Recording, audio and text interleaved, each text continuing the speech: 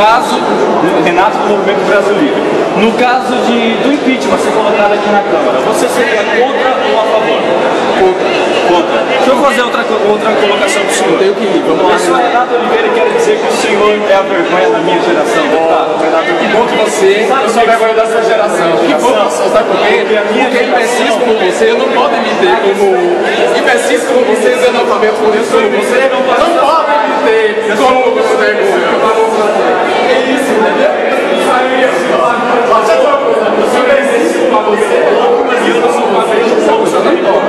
Imbecis, olha, o senhor não pode me ter, entendeu? E eu não, eu sou imbecil. Você é um imbecil, só isso. Nada mais.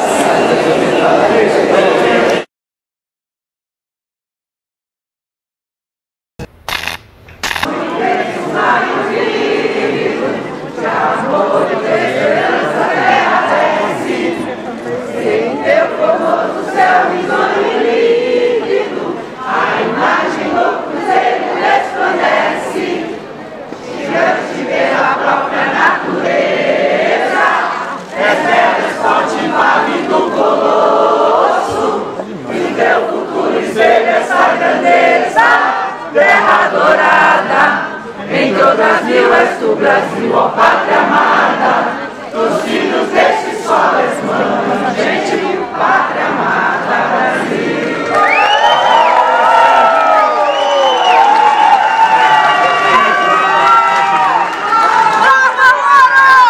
Bom, cidadãos e cidadã brasileira, estamos juntos, fazendo o nosso papel, apoiando o juiz Sérgio Moro contra toda essa bandidagem que está aí no poder do nosso país. E com certeza vamos colocar todos na papuda. A força do povo, a força de homens decentes no judiciário.